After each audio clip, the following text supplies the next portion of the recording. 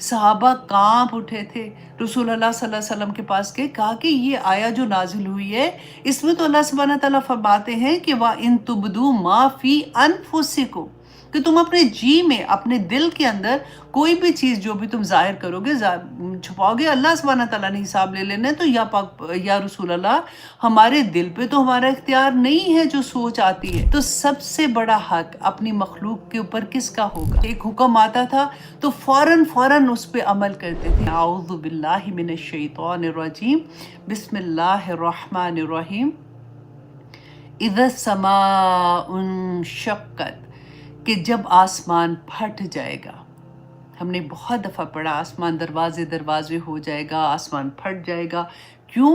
وہ آزینت، اور اس نے کان، اذن کہتے ہیں نا کان کو، اور اس نے کان لگائے ہوئے ہیں لی ربیہا، اپنے رب کے لیے، وہ حکت، اور اس کا یہ حق بھی بنتا ہے ہمارے اوپر۔ دیکھیے، ہم آسمان اللہ کی مخلوق ہے نا، تو سب سے بڑا حق اپنی مخلوق کے اوپر کس کا ہوگا؟ رب کا ہے نا، اللہ کا ہے۔ تو اللہ سبحانہ تعالیٰ یہاں پہ فرماتے ہیں کہ وہ کان لگائے ہوئے ہیں، سمینا و اطانا۔ صحابہ کے بارے میں ہم پڑھتے تھے نا کہ وہ کس طرح سے سمینا و اطانا کرتے تھے۔ ایک حکم آتا تھا تو فوراً اس پہ عمل کرتے تھے۔ کیوں؟ کیونکہ 13 سال، یہ سورہ جو ہم پڑھ رہے ہیں یہ مکی دور کی سورہ ہے نا، ابھی تک دیکھیں نماز 5 وقت کا حکم نہیں آیا تھا، ابھی تک پردے کا حکم نہیں تھا، ابھی تک جو قانون تھے بیسیکلی وہ نہیں بنے تھے۔ ابھی اللہ سبحانہ تعالیٰ 13 سال تک جو مسلمان تھے نا، ان کو آخرت، اللہ سبحانہ تعالیٰ کی وحدانیت پہ، رسول اللہ صلی اللہ علیہ وسلم کی اتباع پہ اور آخرت پہ ان کو پکا کرا رہے تھے۔ جب ان کا آخرت کا عقیدہ، آخرت کا نظریہ پکا ہو گیا، اس کے بعد تو پھر جو حکم آتا تھا وہ تو بغیر سوچے سمجھے کر جاتے تھے۔ اسی وجہ سے تو جب وہ مدینہ میں گئے، کیونکہ مکہ میں تو کوئی جنگ نہیں ہوئی تھی، جہاد کا بھی کوئی حکم نہیں تھا، مکہ میں تو کہا تھا کفو ایدیہم، اپنے ہاتھوں کو بندے رکھو، کتنا ظلم بھی ہو رہا تھا، تم نے ہاتھ اپنے نہیں کھولنے۔ مدینہ میں جا کے جب حکم آیا تھا تو اپنی جانوں کی بازی ہتھیلیوں پہ اٹھا کے کیسے صحابہ چلے جاتے تھے، اپنے جوان بچوں کو لے کے اللہ کی راہ میں شہید ہونے کے لیے نکل جاتے تھے، کیونکہ ان کو یہ پتا تھا کہ آخر میں ہم نے اپنے رب کے سامنے جانا ہے اور ہمیں وہاں پہ اللہ سبحانہ تعالیٰ کو جواب دینا ہے۔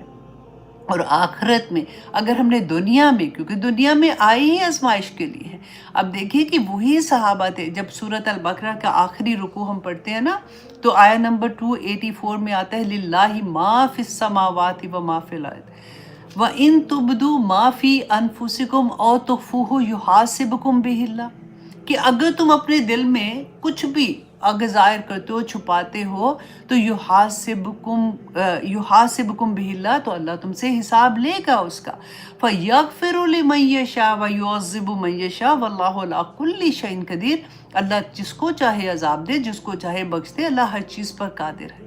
میں اور آپ بھی تو پڑھ رہے ہیں نا یہ آیا، اور اب سورۃ البقرہ میں تو آپ نے ہزاروں دفعہ یہ پڑھی ہوگی کہ ایسا ہوا تھا کہ ہمارا دل کانپ گیا، ہم رونا شروع ہو گئے یہ آیا پڑھ کے، صحابہ کانپ اٹھے تھے، رسول اللہ صلی اللہ علیہ وسلم کے پاس گئے، کہا کہ یہ آیا جو نازل ہوئی ہے اس میں تو اللہ سبحانہ تعالیٰ فرماتے ہیں کہ وَإِن تُبْدُوا مَا فِي أَنفُسِكُمْ، کہ تم اپنے جی میں، اپنے دل کے اندر کوئی بھی چیز جو بھی تم ظاہر کرو گے، چھپاؤ گے، اللہ سبحانہ تعالیٰ نے حساب لے لینا ہے۔ تو یا رسول اللہ، ہمارے دل پہ تو ہمارا اختیار نہیں ہے جو سوچ آتی ہے، تو اللہ سبحانہ تعالیٰ اگر اس پہ حساب لینا شروع کر دیں گے تو ہمارا کیا بنے گا؟ تو پھر آیا نازل ہوئی تھی لا یکلف اللہ نفسا الا وسعها لہا ما کسبت وعلیہا ما اکتسبت۔ اس کو ہم غلط طرح سے لوگوں کے ساتھ بیان کرتے ہیں نا، اللہ سبحانہ تعالیٰ وسعت کے مطابق ہی غم ڈالتا ہے۔ ہم نے اس کو یہ ڈال دیا کہ اگر کسی کے گھر اللہ نہ کرے کوئی غم کی بات ہوتی ہے نا، ہم اس کو تسلی دینے کے لیے کہتے ہیں نہیں، اللہ سبحانہ تعالیٰ کو پتا تھا تم اتنا برداشت کر سکتے ہو، تو اللہ سبحانہ تعالیٰ نے اسی لیے تم پہ یہ غم ڈالا ہے، تو کوئی بات نہیں، لا یکلف اللہ نفسا الا وسعها۔ یہ مطلب نہیں تھا اس آیہ کا۔ اس آیہ کا مطلب یہ تھا کہ وہ جو ڈرے تھے نا، تو اللہ سبحانہ تعالیٰ نے کہا نہیں، تم ڈرو نہیں، تم جس کے مکلف ہوگے نا، جو تم نے کیا ہوگا، لہا ما کسبت وعلیہا ما اکتسبت، کہ جو تم نے کمایا ہوگا، جو اچھے کام کیے ہوگے، جو برے کام کیے ہوں گے، اسی کی طاقت، جتنی تم میں طاقت ہے نا، اس کے مطابق ہی تم سے حساب لیا جائے گا۔ یہ نہیں کہا کہ جتنی تمہیں طاقت ہے اتنے تم پہ غم ڈالے جائیں گے، تم برداشت کر لینا کیونکہ مجھے پتا ہے کہ تم اتنا برداشت کر رہے ہو۔ اس طرح سے ہم لوگ کس طرح سے آیات کے میننگز چینج کر دیتے ہیں۔ اور آپ دیکھیے کہ صحابہ اللہ سبحانہ تعالیٰ نے فرمایا تھا، یہی آسمان کی بات ہو رہی تھی نا، انتم اشد خلقن ام السماء بناہا، تو اللہ سبحانہ تعالیٰ کیا کہ اے انسان، کیا تجھے پیدا کرنا یا آسمان کو پیدا کرنا زیادہ مشکل تھا کہ تجھے پیدا کرنا؟ تو اتنا سا بندہ ہے، اللہ نے اتنا بڑا آسمان بنا دیا تیرے آگے۔ تو اسی آسمان کے بارے میں اللہ سبحانہ تعالیٰ فرماتے ہیں کہ یہ اللہ کی مخلوق ہے نا، جب اللہ سبحانہ تعالیٰ اس کو حکم دیں گے وَآذِنَتْ، اور وہ اس حال میں ہے کہ وہ کان لگائے ہوئے ہے کہ لِرَبِّهَا وَحُقَّتْ، کہ اپنے رب کا حکم جب آئے گا تو اپنی ہستی کو مٹا دے گا۔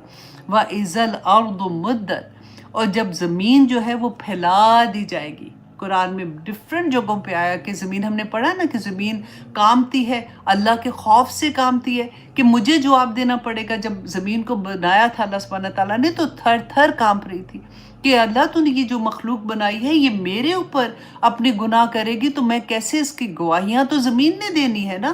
ہم نے یہ پڑھا نا کہ کتنی گواہیاں قیامت کے دن آئیں گی، تو ان کی گواہیاں میں کیسے دوں گی؟